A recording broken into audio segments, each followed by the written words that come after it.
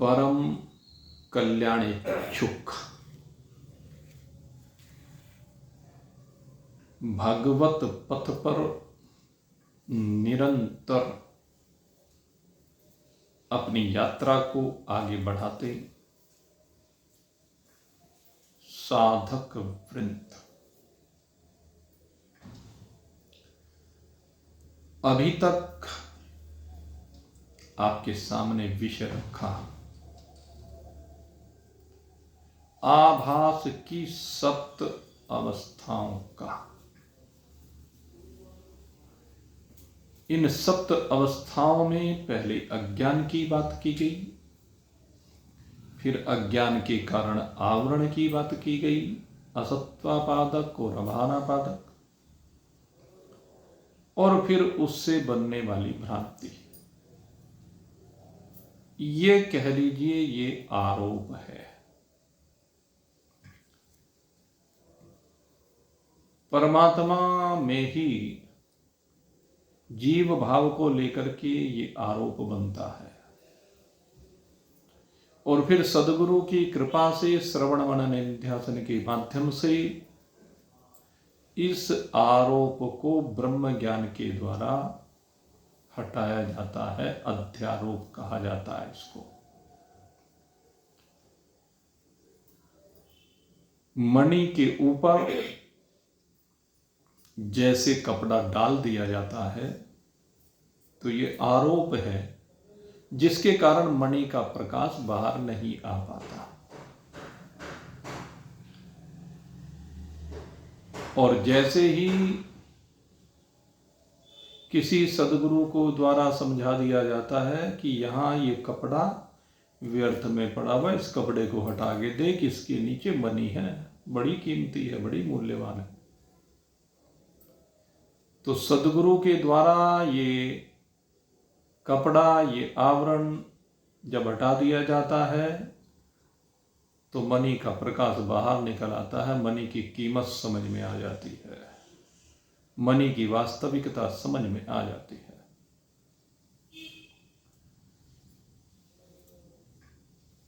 बस यही है सारा खेल।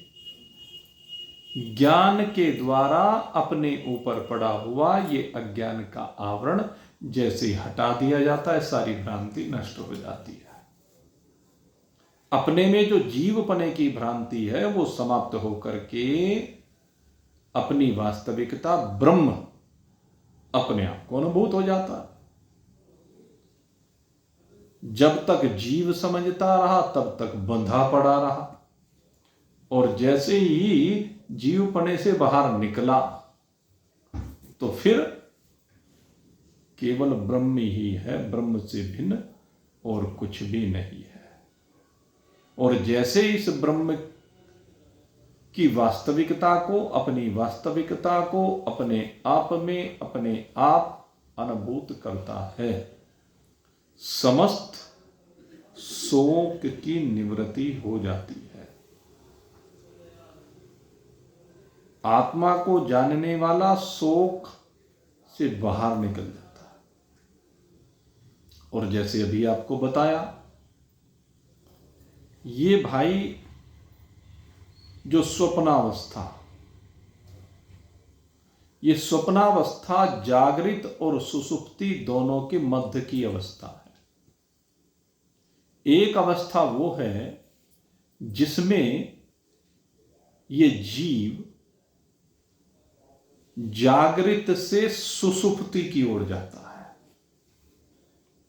जैसे जागृत से सुसुप्ति की ओर जाता है, प्रारंभ में जागृति ज्यादा होती है, सुसुप्ति आलस्य निद्रा थोड़ी थोड़ी सी एहसास होने लगती है, जम्हाइयां आने लगती हैं, और आते आते आते धीरे धीरे धीरे ये फिर जागृत अवस्था कम होती चली जाती है, सुसुप्ति की ओर बढ़ता चला जाता।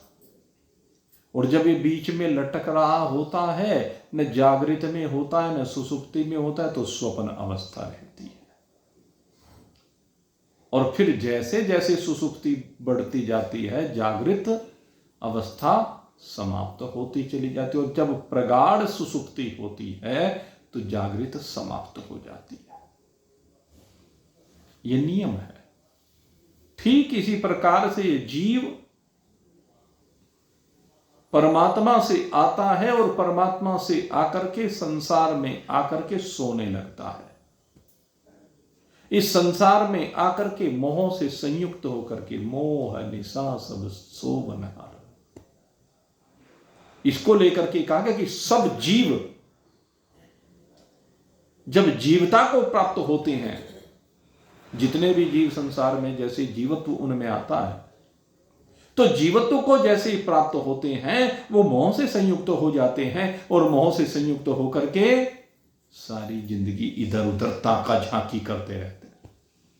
अपने को नहीं देखते, दूसरे को देखते हैं, और जब दूसरे को देखते हैं तो मोह से व्याकुल हो उठते हैं, काम से व्याकुल हो उठते हैं, क्रोध से व्याकुल हो उठते हैं, लोभ मोह मात्सर्य से व्याकुल हो उठते हैं, राग द्वेष ईर्ष्या उनमें कोट कोट करके भरने लगती है, और वे अपने बारे में, अपने कल्याण के बारे में नहीं सोचते, बल्कि दूसरे के हानि लाभ को लेकर के चिंतन करते हैं। आपका पड़ोसी दो तरह का होता है। आप कहां जा रहे हैं, क्या ला रहे हैं, क्यों ला रहे हैं, कितना कमा रहे हैं, क्यों कमा रहे हैं, क्या करेंगे। जब आपसे ज्यादा जानता हो तो इसे क्या कहा जाएगा? अपनी तो केवटता नहीं, दूसरे के चक्कर में फंसा पड़ा है। यह है बंधन। एक ऐसा होता है उसे कुछ मतलब ही नहीं। अरे भाई हमें क्या मतलब है पड़ोसी कैसे कमा रहा है, कितना कमा रहा है, कौन उसके घर आ रहा है, कौन उसके घर से जा रहा है। सबके अपने काम धंधे हैं, सब आते हैं जाते हैं, कोई यूं धक्के तो कोई खाता नहीं। तुझे लेना देना क्या है? तो उससे असंगता आती है। अगर दूसरे की जिंदगी में झांकोगे तो चिपकाव होगा, बंधन होगा, और अगर यदि नहीं झांकोगे तो मुक्ति होगी। संसार में झांकना बंधन है, संसार के लोगों को देखना बंधन है, संसार में फंसते चले जाते, और बंधा हुआ व्यक्ति, फंसा हुआ व्यक्ति रोने के अलावा और कुछ करता नहीं है। और जो संसार के इन बंधनों में बंधता नहीं है, इनमें फंसता नहीं है, वो मुक्त कहा जाता है, असंग कहा जाता है, और आनंद लेता, वो फकीर हो जाता, जिसे कोई लेना देना नहीं है। तो ये जागृत, स्वप्न, सुसुप्ति, ये तीन चीजें हैं। इसमें जो स्वप्न की अवस्था है ये फंसने की अवस्था है पूरी तरह से। सुसुप्ति, फंसा हुआ जीव कैसे, बस सो ही रहा है, मोह निशा सब सोवनहार, देख स्वप्न अनेक प्रकार, रोज फंसा पड़ा रहता। लेकिन जब कभी कभी सदगुरु का संग होता है तो सदगुरु इसे हिला हिला करके जगाने का प्रयास करते हैं। जैसे मां प्रातः काल बच्चों को, सोते हुए बच्चों को उठाने का प्रयास करती है, झंझोड़ती है, आवाज लगाती है, और धीरे धीरे प्रयास किए जाने पर वो सफल हो जाती है। ठीक इसी प्रकार से सद्गुरु यही कार्य करते हैं। सद्गुरु का एकमात्र यही कार्य है। सद्गुरु अहेतुक है, जो स्वयं जाग गए हैं। अब उन्हें दूसरे से लेना देना क्या है जो निरीक्षण नहीं? वे क्यों प्रयास कर रहे हैं? क्योंकि वे अहेतु कृपालु हैं। वे जागृत के आनंद को जानते हैं, और जागृत के जिस आनंद को वे जानते हैं उनकी एक इच्छा रहती है, जिसको हम कहते हैं कि कल्याण करना जीवों का। इसलिए वो सबको जगाने का प्रयास करते हैं कि जो सोने का आनंद ले रहा है ना, ये आनंद तो मिथ्या है, ये आनंद तो झूठा है। इसलिए सदगुरु कहते कि मैं इसे सच्चा आनंद प्रदान करता हूं, जिससे ये जाग जाएगा तो उस आनंद को प्राप्त कर लेगा। अनेक प्रकार से इसको समझाते हैं, और समझाने पर ये नींद से धीरे धीरे बाहर आता है। जितना बाहर आता है उतना जागता चला जाता है। इसको साधक अवस्था कही जाती है।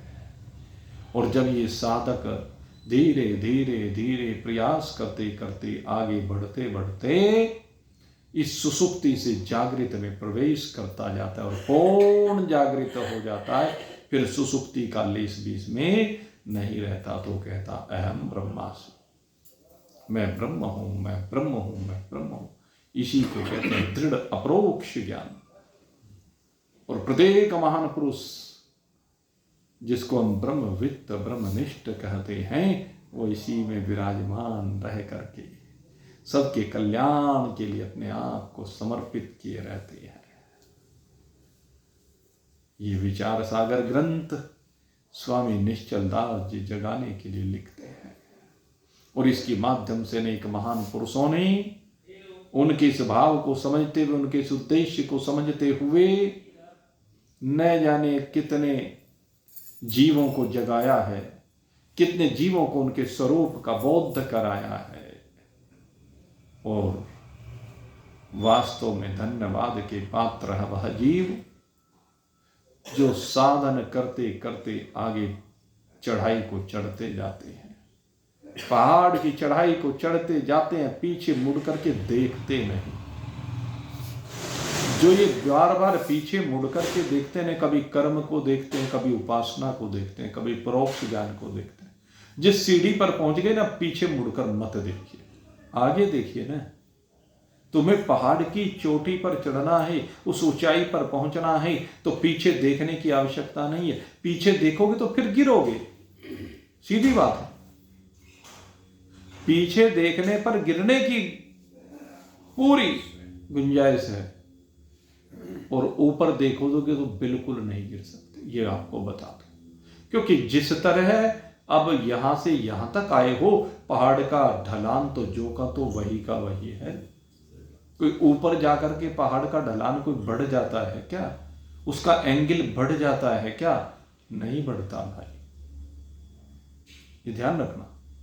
अब पहाड़ तो ऐसे एक ढलान है, उस ढलान पर आप चढ़ रहे हो, जैसे नीचे से 2 कदम आगे बढ़े, ऐसे 2-2 कदम बढ़ते चले जाओ, आखिर तक वही स्थिति। आपको उतनी डिग्री पर आगे बढ़ना है। ज्योमेट्री जिसने पढ़ी होगी वो इस चीज को समझ सकता है कि एंगल तो सदा एक ही है। इसलिए क्यों घबरा रहे हो? पीछे देखने की आवश्यकता कहां है? जब तुमने 2 कदम चल लिए तो आगे चाहे 100 कदम और ऐसे चढ़ने पड़ो तो चढ़ जाओगे। जब 2 चढ़ दिए तो 100 क्यों नहीं चढ़ सकते? 2 चढ़ो, 4 चढ़ो, 6 चढ़ो, 8 चढ़ो, 10 चढ़ो, 20 चढ़ो, 50 चढ़ो, और होते होते 100 के 100 कदम चढ़े जाएंगे। और अगर यदि 90 कदम चढ़ने के बाद पीछे मुड़कर देखो तो वहां से गिरने का भय, और 99 चढ़ने के बाद भी आप अगर पीछे मुड़ करके देखे और देख करके भयभीत हो गए तो नीचे ढा पड़ोगे, बचाने वाला नहीं मिलेगा। सांप सीढ़ी उतने जीरो का सांप सीढ़ी का जो खेल है ना, वो ऐसा ही है। वो सांप डस लेता है पीछे देखने वालों को। ये मिस्त्री इतनी ऊंचाई पर काम करे हैं, जाके अगर ये नीचे देख रहे हो तो एक भी नहीं कर सकते। तो यही इसलिए मंजिल शिखर को देखो। जब आप शिखर को देखेंगे तो 99 को अरे मैं तो पहुंच गया मंजिल पर, और तेजी से बढ़ेंगे और तुरंत मंजिल पर पहुंच जाएंगे। और मैं ये बात निश्चित रूप से आपको कह सकता हूं कि आप जो इस विचार सागर का श्रवण कर रहे हैं, बस समझ लीजिए अब आप बिल्कुल शिखर के पास हैं, चोटी के निकट हैं, भाग्यवान हैं। इसलिए अब पीछे देखना बंद कर दो, इधर उधर दिमाग लगाना बंद कर दो, इन कर्म कांड और उपासनाओं की सीमा से बाहर निकल जाओ। अब तो बस केवल एकमात्र मंजिल है आपकी, वो है ब्रह्म।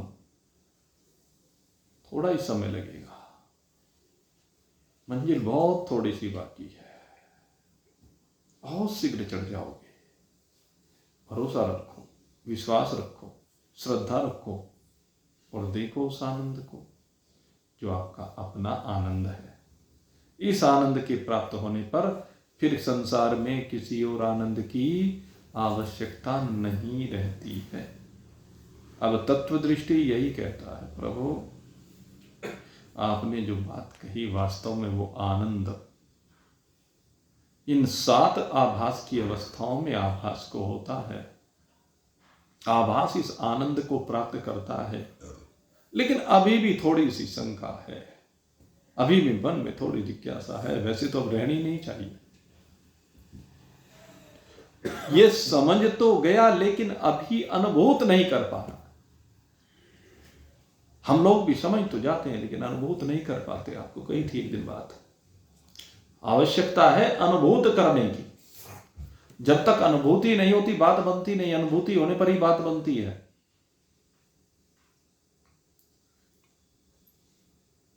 शरीर में कोई बैक्टीरिया घुस जाए तो बैक्टीरिया घुस करके अपने आप अपने होने का एहसास कराने लगता है, शरीर टूटने लगता है। और जब बैक्टीरिया बाहर जाता है, मर जाता है या मरने के करीब होता है, तो वो स्थिति भी ठीक होने की अनुभूत होने लगती है। होती है कि नहीं होती है? 100 डिग्री आज बुखार चढ़ गया, शरीर टूटने लगा, 101 हो गया, अगले दिन 102 हो गया, फिर 104 हो गया, तो शरीर टूटता चला जाता है। लेकिन आपने दवाइयां ली, एंटीबायोटिक ली, उससे बैक्टीरिया कम होने शुरू हुए, मरने शुरू हुए। और जब बैक्टीरिया मरने शुरू हुए तो बुखार 104 से 103 हुआ, तो कहने लगे कुछ आराम है। चढ़ते हुए बुखार में जब 103 की तरफ आप गए तो तब उस समय क्या स्थिति थी, और उतरते हुए में 103 पर आए तो कहने लगे कुछ आराम है। चढ़ते हुए में तड़फ थी, उतरते हुए में एक विश्वास बना है कि अभी ठीक की तरफ चल रहा है। 102 हो गया, 101 हो गया, 100 पर आ गए, अभी ठीक नहीं हुआ। जब 100 आया था तो परेशानी मन में बन गई थी कि अब बुखार चढ़ रहा है, पता नहीं कितने दिन तक खाट पर पड़ना पड़ेगा, पता नहीं अब क्या स्थिति होगी, कहाँ पहुँचाएगा ये। लेकिन अब जब 100 वापस में आ गया तो तब ये स्थिति नहीं, तब हो गया अरे अब तो मैं चंगा हो रहा हूँ, अब तो मैं ठीक हो रहा हूँ, अब तो बस कल को ठीक हो जाऊंगा, काम पे जाने लगूंगा। तो विश्वास की बात है भाई। तो अब ये समझ लो निकट आ गया है, बुखार तो जो चढ़ा था उतर गया है। बुखार जो चढ़ा था अज्ञान का, बुखार जो चढ़ा था आवरण का, जिसके कारण से भ्रांति हो रही थी कहीं मर ना जाऊं, तो अब वो सब जीवन से निकल गया है। लेकिन अभी थोड़ा सा रह रहा है, वही बात तत्वदर्शी की है, अब थोड़ा सा रह गया। इसलिए अब गुरुदेव से कहता है, प्रभु आपने कहा कि आभास को ही ज्ञान होता है अहम ब्रह्मास्मि का, लेकिन मेरी समझ में नहीं आ रहा। कहते ये जो आभास है ये तो ब्रह्म से भिन्न है, और जो ब्रह्म से भिन्न है उसे ब्रह्म कैसे कह सकते हैं? दो चीजें हैं। जहां आभास कह रहे हैं, एक चीज का ध्यान रखना, आभास का मतलब यहां अंतःकरण या बुद्धि सहित या अज्ञान सहित चिदाभास, दोनों चीज है। ये जब हम आभास की बात करते हैं ये ध्यान रखना, दोनों चीज है। तो ये जो चिदाभास है ये ब्रह्म से भिन्न है, और जब ये ब्रह्म से भिन्न है तो इसको कैसे अहम ब्रह्मास्मि का ज्ञान हो सकता है? ये अपने को कैसे ब्रह्म कह सकता है जब ब्रह्म से भिन्न है?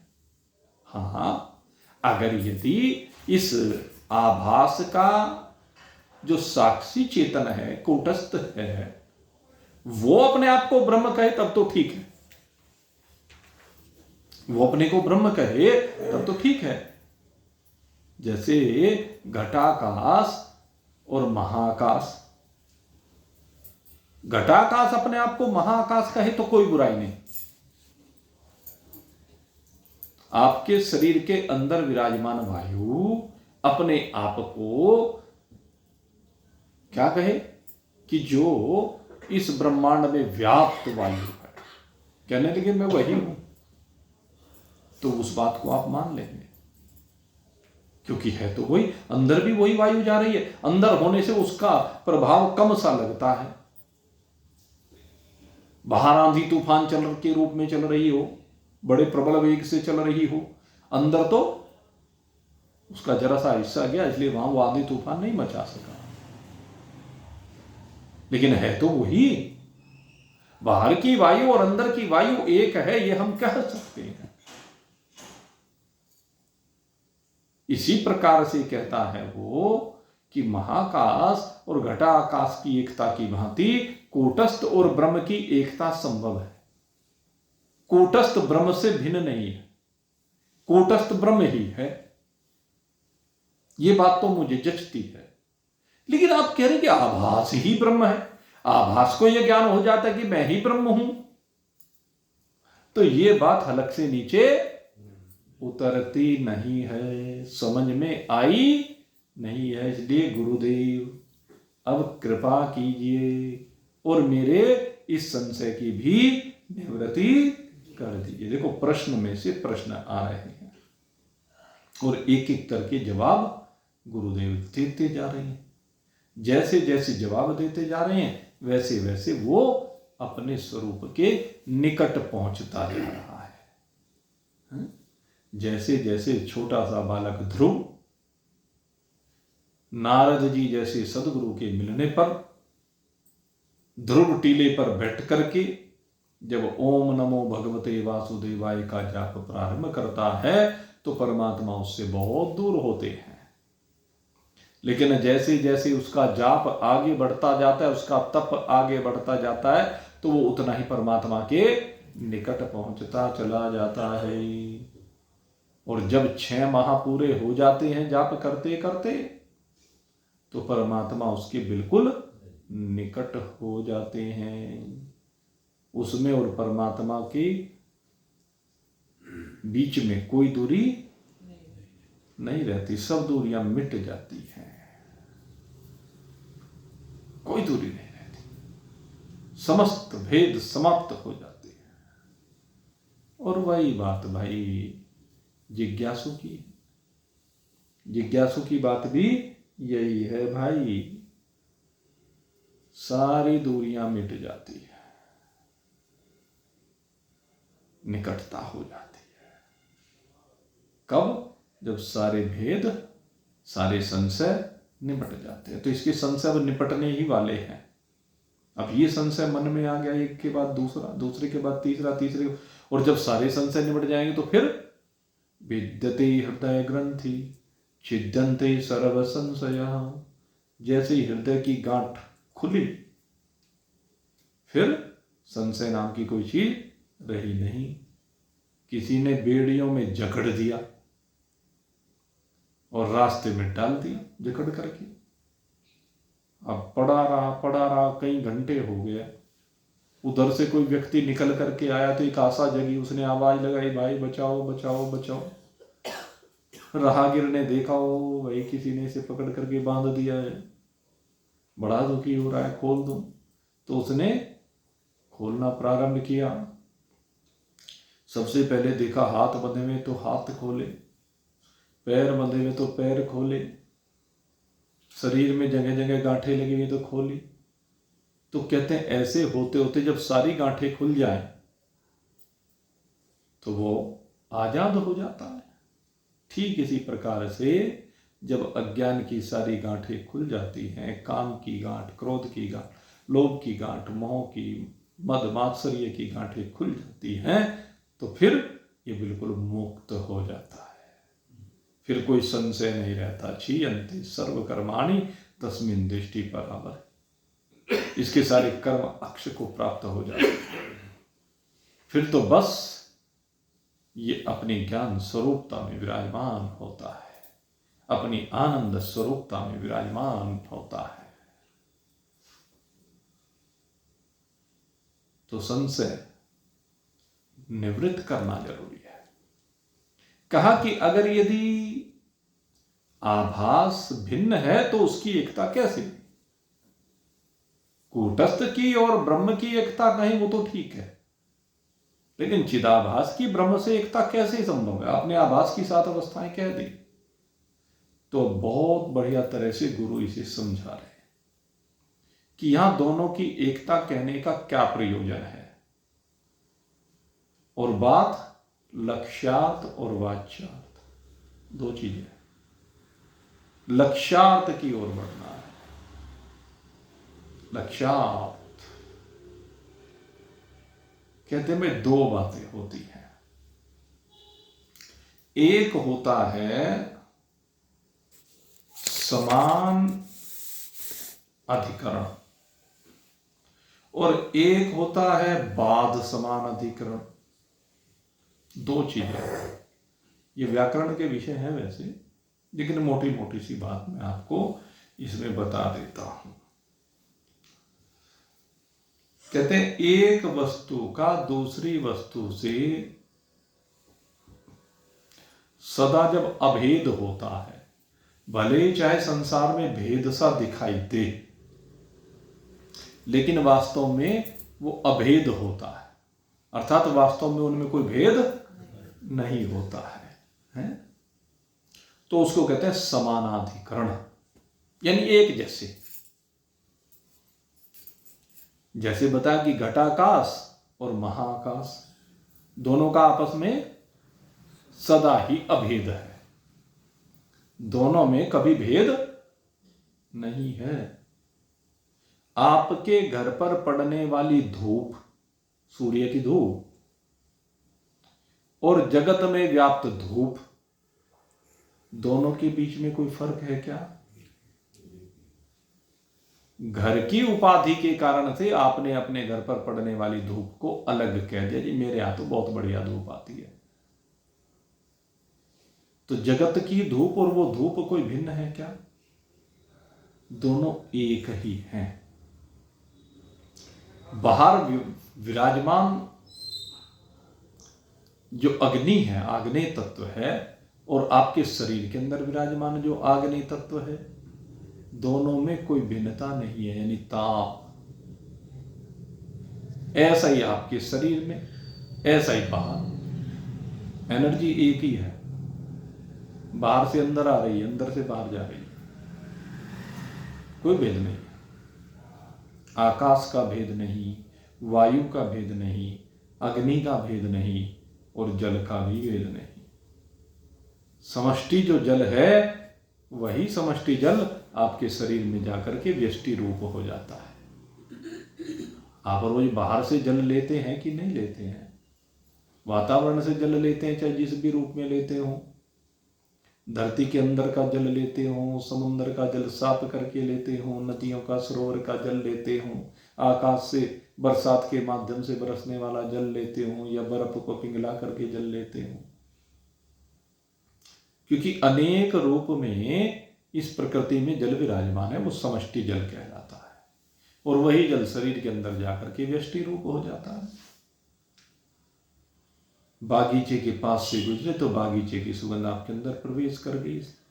सुगंध तो बागीचे की है, लेकिन आपके अंदर प्रवेश कर गई, तो आपके अंदर प्रवेश करने से वो व्यष्टिगत हो गई, छोटी हो गई। बाहर विशाल रूप है उसका। बस यही फर्क है। तो इसको कहते हैं समानाधिकरण। छोटी वस्तु और बड़ी वस्तु, छोटा और बड़ा। मिट्टी का ढेर लगा है, एक बालक आया और एक मुट्ठा मिट्टी उठा करके अलग रख दी। मिट्टी का भेद हो गया क्या उससे? हुआ भी उससे भेद। मिट्टी तो वही रही, रेत तो वही रहा। तो इसको कहते हैं समानाधिकरण, जब दोनों वस्तुओं में कोई भेद ना हो, दोनों के गुण एक जैसे हों।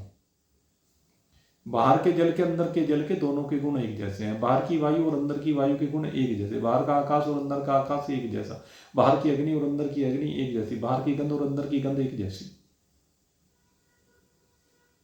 मिट्टी के ढेर की मिट्टी और मिट्टी जो बच्चे ने उठा करके अलग एक जगह पर रखी एक मुट्ठी, दोनों के गुण एक ही हैं, उनमें भेद नहीं है। तो इसे कहते हैं समानाधिकरण, अर्थात उनकी सदा ही अब एकता है, उनके बीच का कभी भी विभेद नहीं। दूसरे कहते हैं बाद समानाधिकरण। बाद समानाधिकरण का मतलब क्या है? कि तो बाद समानाधिकरण का मतलब है कि विरोधी भाग का बाद करके, विरोधी भाग का बाद कर दो, और विरोधी भाग का बाद करने से फिर एकता जो बनती है। समान भाग को एक जगह ले लो और विरोधी को हटा दो, तो वो जो एकता होती है कहते हैं, उसे कहते हैं बाद समानाधिकरण, अर्थात बाद होने के बाद की समानता, बाद होने के बाद की समानता। अब मैं आपको बाद होने के बाद की समानता प्रत्यक्ष बताता हूं। हाँ? आपने मृग तृष्णा की बात सुनी, खूब सुनी ना, देखी भी, देखते हो रेगिस्तान में दिन में अगर आप दूर देखो तो दूर आपको पानी दिखाई देता है, दिखता है खूब। अपने पैरों के निकट देखना जरा, जहां आप खड़े हो वहां पानी दिखता है कि रेत दिखता है? वहां तो रेत दिखेगा, और थोड़ी ही दूरी के बाद तो दोनों में एकता है? दिख तो नहीं रही एकता। एक रेत दिख रहा है, एक पानी दिख रहा है ना? एक रेत दिख रहा है, एक पानी दिख रहा है, लेकिन जैसे ही सूर्य का प्रकाश समाप्त हुआ, सूर्य की रोशनी पड़नी बंद हुई, तो सामने क्या दिखने लगा? आपकी समझ में क्या आ गया कि अरे ये तो रेत है, मैं अब तक पानी समझ रहा था। तो आपके पैरों के नीचे का रेत और वो रेत भिन्न है क्या? तो इसको कहते हैं बाद समानाधिकरण। जो विरोधी भाग जल है उसका बाद करने के बाद रेत की तो एकता ही है।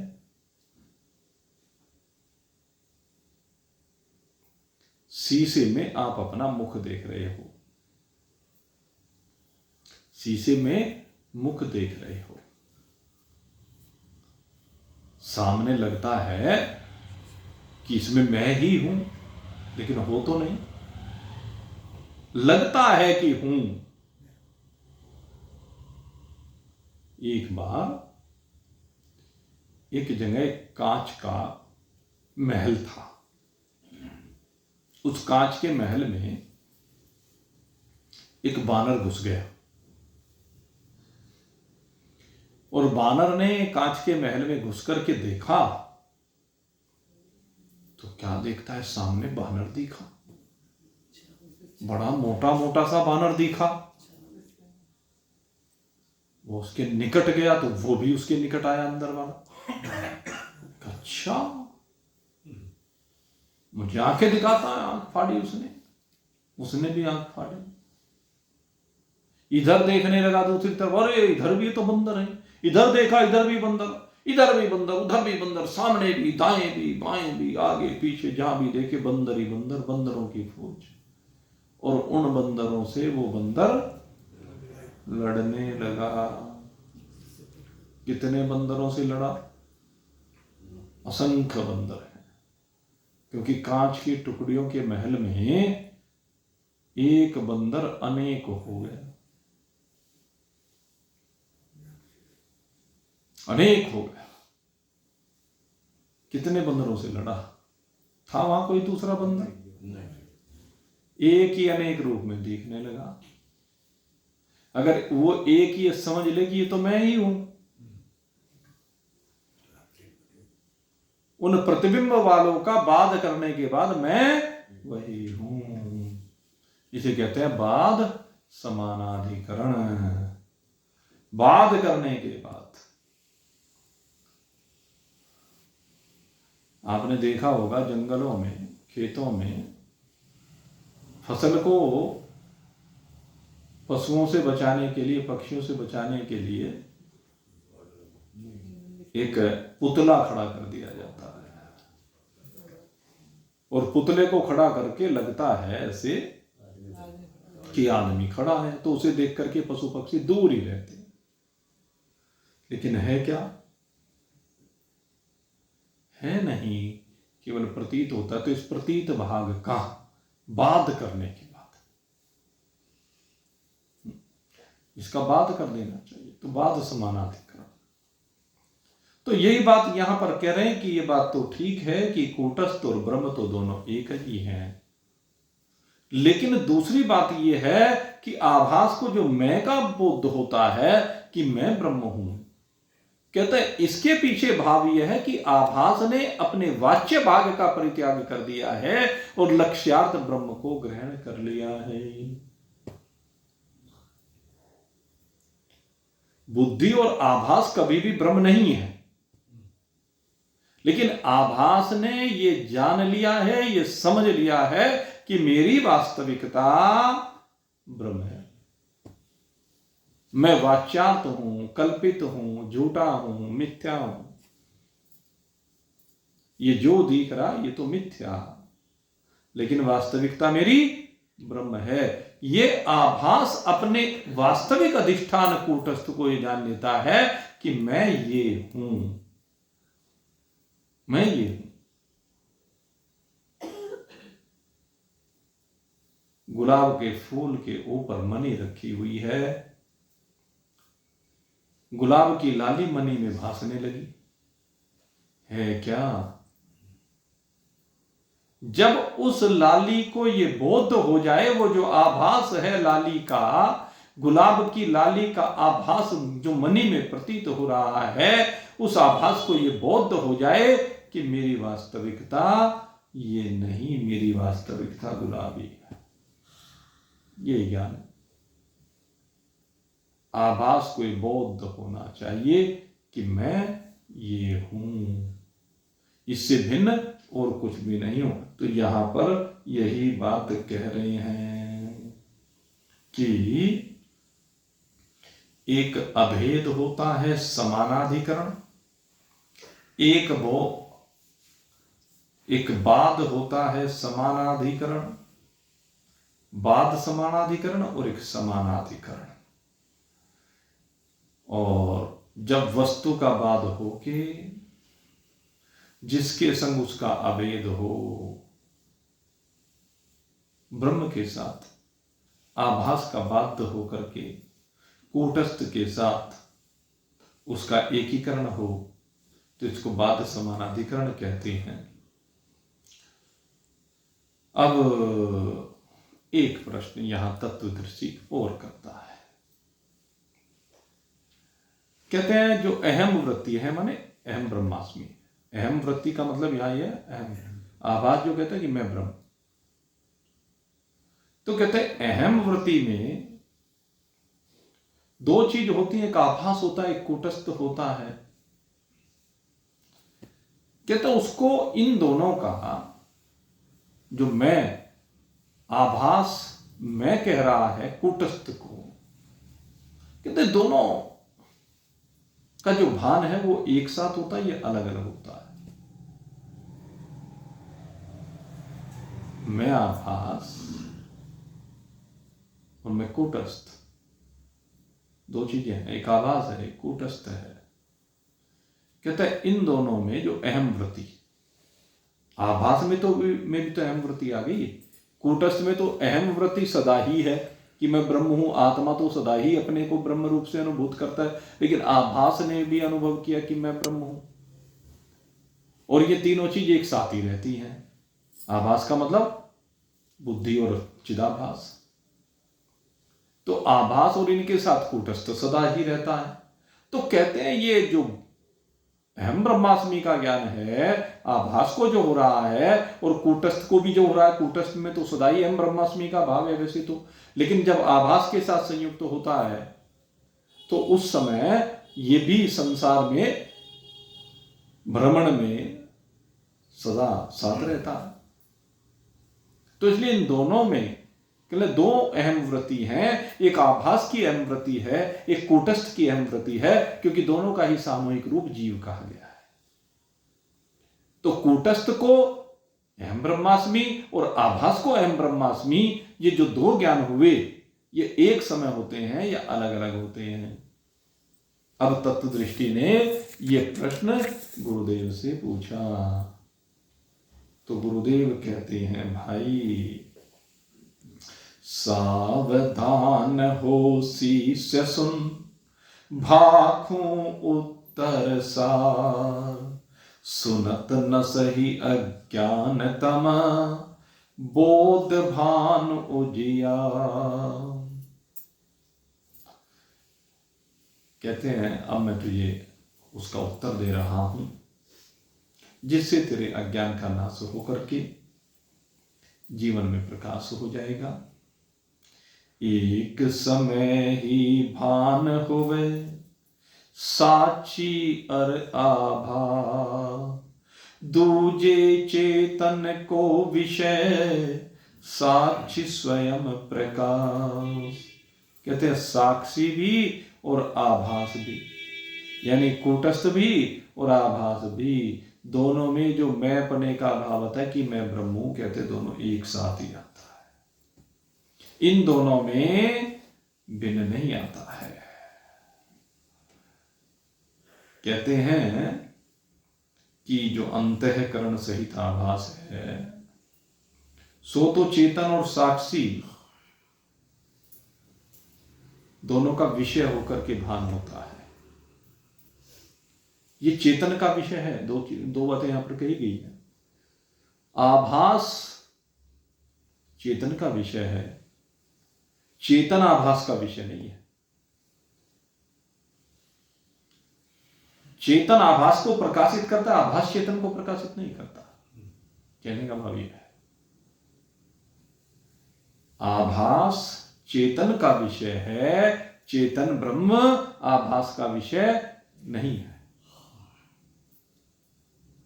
ये ब्रह्म के आश्रय आभास रहता है। और कहते हैं जिस समय ये बोध होता है आभास को तो कूटस्थ उसके संग ही होता है। इसलिए दोनों को ही एक साथ ये बोध होता है कि मैं ब्रह्म हूं। जैसे ही प्रकाशित करता है चेतन इसको आभास को तो तुरंत बोध हो जाता है मैं ब्रह्म हूं। तो साक्षी और आभास दोनों को एक साथ ही बोध होता है। और इसके लिए एक उदाहरण के माध्यम से इसी विषय को समझा रहे हैं। कहते हैं वृत्ति, अंतःकरण से वृत्ति निकलती है और बाहर जाकर के घट को देखती है। तो उस वृत्ति में कहने लगे दो चीज होती है। अंतःकरण से जो वृत्ति निकल करके चली घड़े तक गई, कहते हैं वृत्ति और वृत्ति के साथ आभास दोनों चीज होती। पहले इस विषय को बहुत लंबा लिया था। और वृत्ति घड़े पर पड़ती है तो वृत्ति का काम क्या है कि घड़े के आवरण को भंग करती है और उसके आकार को धारण कर लेती है। अब वृत्ति ने आकार तो धारण कर लिया, लेकिन उसे प्रकाशित करने का काम आभास का है। इसलिए दोनों वृत्ति भी और आभास भी साथ साथ ही घड़े के आकार को, एक ने उसे प्रकाशित किया तब दूसरे ने उसके आकार को धारण किया। जैसे अंधेरा हो रहा है, आमने सामने बैठे हुए हैं, वृत्ति निकल भी रही है, लेकिन वृत्ति उसके आकार को क्यों नहीं ग्रहण कर पा रही? सामने वाले के क्यों नहीं समझ पा रही सामने कौन बैठा है? क्योंकि प्रकाश नहीं है। तो आभास ने जब प्रकाशित कर दिया तब वृत्ति ने उसको धारण किया और आकर के अंतःकरण को बताया कि फला चीज है। तो दोनों का अपना रोल है, लेकिन दोनों से घड़े का आकार एक साथ ही ग्रहण किया जाता है। दोनों ने एक साथ काम किया, दोनों भिन्न नहीं है। कहते हैं जैसे दोनों एक साथ ही इस आकार को ग्रहण करती हैं। यद्यपि वृत्ति अंतःकरण का परिणाम है, उसके अंदर आभास है, और आकर के अंतःकरण को ये बता देती है। तो तब अंतःकरण उस वस्तु को जान पाता है। तो कहते हैं क्योंकि जब आभास पहले से ही प्रकाशित है तो दोनों को एक साथ कैसे होगा? ये बात आभास पहले से ही प्रकाशित है। आपने कहा कि आभास ही प्रकाशित करता है, तो इसका मतलब आभास जो है घड़े को प्रकाशित, जैसे किसी मतलब आभास पहले से प्रकाशित है। प्रकाशित तो है लेकिन बोध तो नहीं है ना। आकार को, उसने आकार को धारण करने का काम तो है वृत्ति का। उसने तो सिर्फ प्रकाश, जैसे बैटरी से हमने किसी चीज पर उसका बैटरी का प्रकाश डाला, तो ये तो आभास वाला विषय हो गया। लेकिन उस प्रकाश ने उस रूप को धारण नहीं किया, रूप को धारण किया वृत्ति में। और कब धारण किया? जैसे प्रकाश पड़ा तुरंत एकदम उसने धारण कर लिया। तो दोनों ने आकार को मिलकर के धारण किया एक साथ। कहने का भाव ये है, जैसे कैमरा करता है ये लोग। हाँ बस एक ही बात है।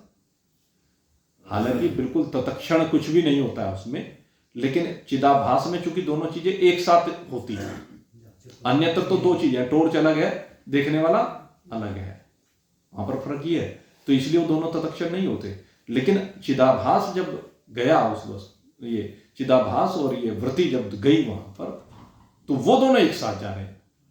इसलिए एक ही साथ उसने प्रकाशित किया, एक ही साथ उसने आकार को ग्रहण किया, वो घड़े का रूप बना, और एक साथ आकर के फिर अंतःकरण को बताया। ये फर्क है।